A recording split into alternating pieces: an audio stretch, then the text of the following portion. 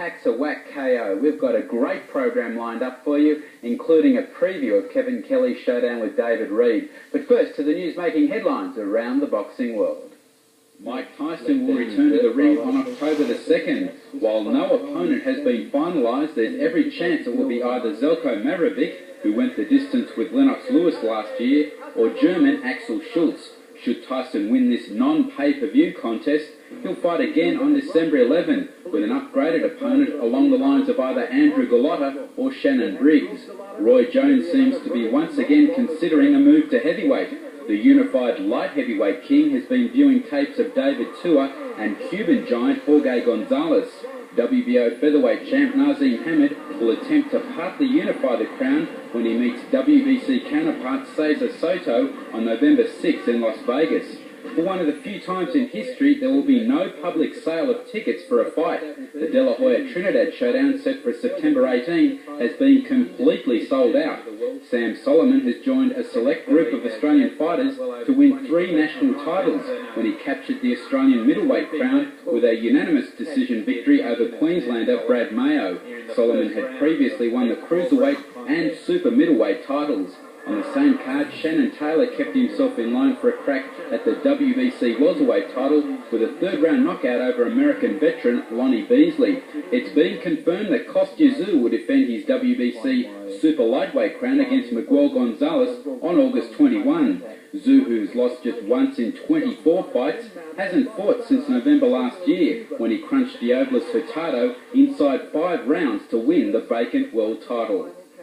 And with Jeff unavailable, I'm joined by the editor of the World of Boxing, Ray Wheatley. And Ray, it'll be interesting to see Kostya Tszyu's approach for this fight. He's had a habit of rushing lately in his fights, and he'll need to pace himself against Gonzalez.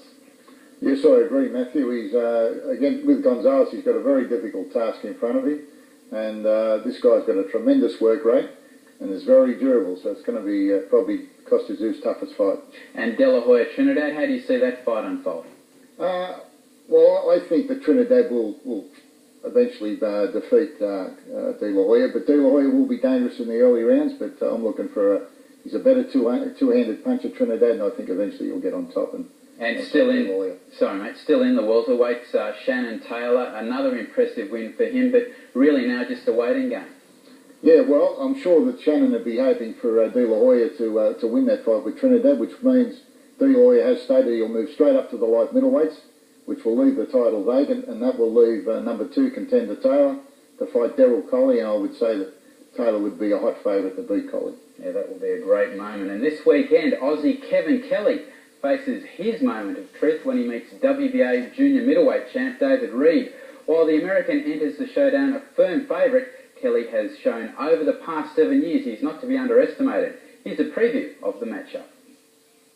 Although he hasn't received the same hype as his Olympic teammates Floyd Mayweather and Fernando Vargas, David Reid is a fighter many believe has the potential to become a great champion. A smooth boxer who possesses genuine power, he was the only American to win a gold medal at the 1996 Atlanta Games.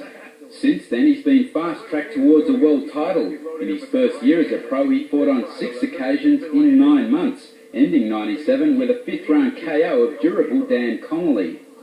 David Reid has been firing that right hand thus far off of his back leg. He's leaning forward a little bit more behind the jab, as his corner suggested. He will get more power on that right hand, and you're watching good power here by Reid. Just prior to winning the WBA version of the junior middleweight title from Laureate Budawani, he faced a tougher-than-expected James Coker. This is a tough, hard-nosed kid from Texas.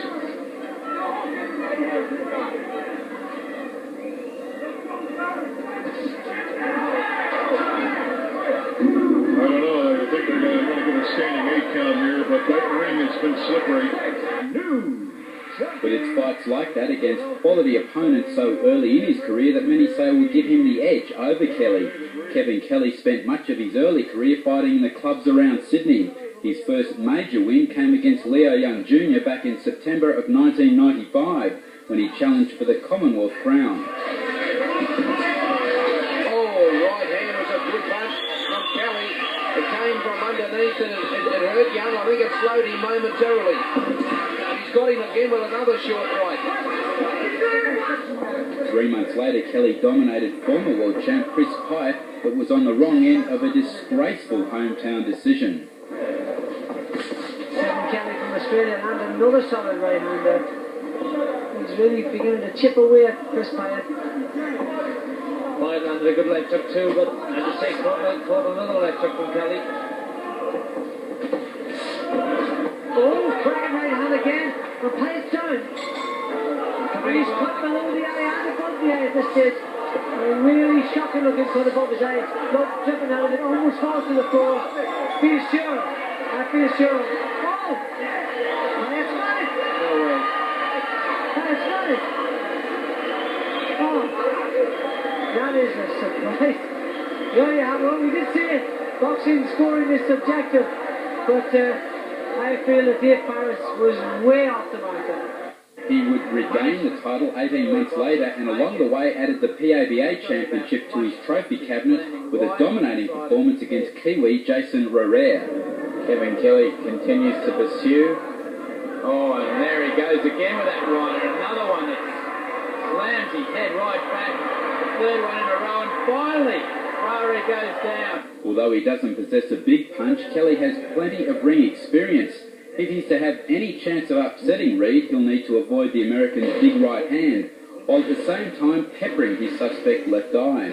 While no one denies a huge task awaits the Australian, he believes come Sunday night he'll be the first Aboriginal since Lionel Rose to win a world title.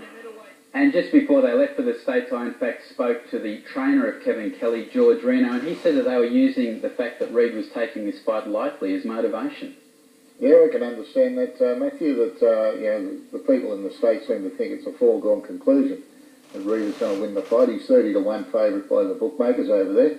But I think that Kevin Kelly can rise to the occasion and cause Reid all sorts of problems. My concern is that Kevin does lack a big punch, and I think he needs to try and offset David Reid in some way. Yeah, well, you don't always need the big punch to win the fights, Mathew, and I think with his the great speed he's got, his great reflexes, I think he can rise to the occasion and give Reid problems. Yeah, he's also a very intelligent fighter, and you think if he can hone in on that suspect left eye of Reid, well, then maybe he can frustrate him and even panic him. Yeah, well, let's hope so, Mathew. And you're watching KO. We'll return with more right after this break.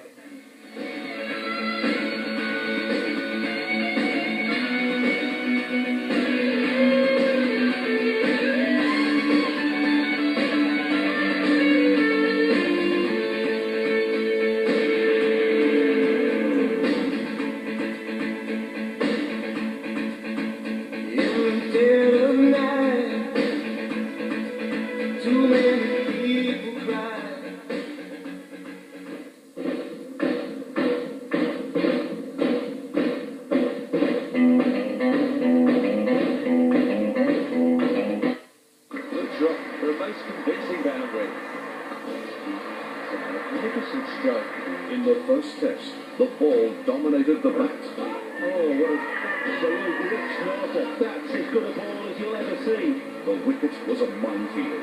Their first encounter lasted only 3 days. Now it's round 2 when England clash with New Zealand. He's gone as well. The Cold Hill Test Series, Thursday night at 8 on C7 Sport, Channel 13. Boxing attracts all sorts of characters. One of the most intriguing would have to be Bert Sugar, and as Jeff Fenech discovered, he's a very articulate man who has a great love of the sport. Hi, Jeff Fenech here with one of the most respected men in boxing, Bert Sugar. And Bert, what attracts you to the sport of boxing? Oh, I think it's probably the purest of all sport. It's one against one. Unlike team sports, you don't have to look around and look for teammates to help you out of a problem. Your problem is your problem. It's mano a mano, it's one-on-one. It is a pure sport. Also, in a world which has been homogenized to the point where there's almost no personality, everything is corporate, it's the last vestige of private individualism. That one person is on his own. He's out there naked, except for his boxing trunks. I remember when Buster Douglas Sr. had his manager always say, we're going to do this, and we're going to do this, and Buster said, where's he get that weed garbage? When the bell rings, they go down the steps, and I'm on my own. That's boxing. You're on your own. So what do you say to the many people out there who want to be in our sport? Oh, welcome aboard. We need help. But stay out of the way of the boxer. The boxer is the all-important. That's what always aggravates me when they show personalities and celebrities at ringside.